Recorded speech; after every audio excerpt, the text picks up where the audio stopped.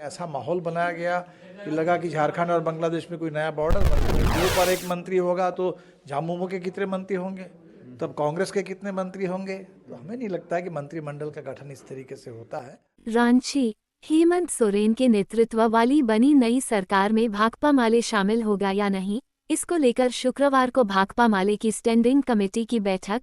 भाकपा माले के महासचिव दीपांकर भट्टाचार्य ने आज की स्टैंडिंग कमेटी की बैठक को बेहद महत्वपूर्ण बताते हुए कहा कि भाजपा और उनके नेताओं ने क्या कुछ नहीं किया, लेकिन राज्य की जनता ने उन्हें हरा दिया। दीपांकर भट्टाचार्य ने कहा कि भाजपा की साजिश पूरे झारखंड को अदानी के हाथों में सौंपने की थी, जिसे राज्य की जनता ने असफल कर दिया। स्टैंडिंग कमेटी की बैठक में राष्ट्रीय महासचिव दीपांकर भट्टाचार्य के साथ साथ प्रदेश सचिव मनोज भक्त, निरसा से नवनिर्वाचित विधायक अरूप चटर्जी, सिंदरी से नवनिर्वाचित विधायक चंद्रदेव महतो, पूर्व विधायक आनंद महतो, विनोद कुमार सिंह, राजकुमार यादव, हलधर महतो, हरि प्रसाद पप्पू सहित कई नेता उपस्थित रहे।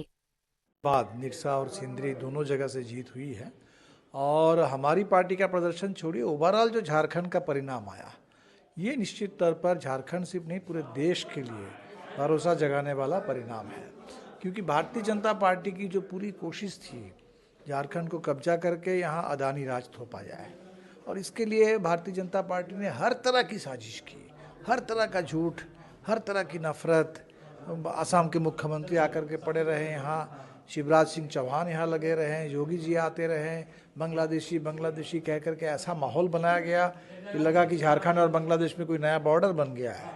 तो ये जो पूरे इतना झूठ, इतनी नफरत, ऐसी स्थिति में झारखंड की जनता ने एक बहुत निर्णायक जनादेश दिया और हम उम्मीद करते हैं कि सरकार जो है एक अच्छे बहुमत के साथ अब बनी है।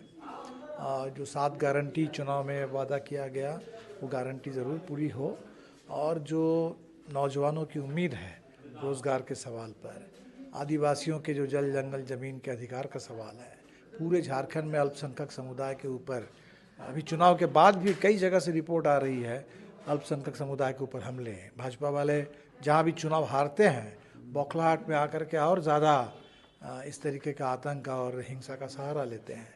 तो झारखंड में मॉब लिंचिंग ना हो, किसी तरह के अल्पसंख्यक समुदाय हो, यहाँ के तमाम जो नागरिक समाज है, जो अपनी बात रखने वाले लोग हैं, उनके ऊपर किसी तरह का कोई प्रताड़ना ना हो।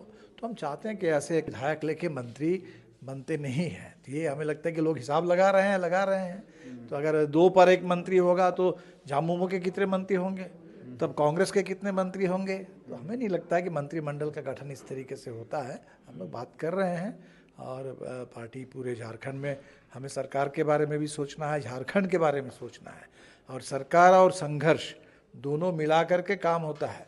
सरकार अपना काम करे अपने दायरे में, लेकिन भारतीय जनता पार्टी जो अभी भी उत्तरी छोटा नागपुर में, पलामू प्रमंडल में अच्छी खासी उसकी ताकत है, तो भारतीय जनता पार्टी और उसका जो खतरनाक एजेंडा है उसको अगर पीछे धकेलना है, शिकस्त देना है, तो अकेले सरकार के बूते की बात नहीं है, जनसंघर्ष की बात है। माले जनसंघर्ष की पार्टी है, हम लोग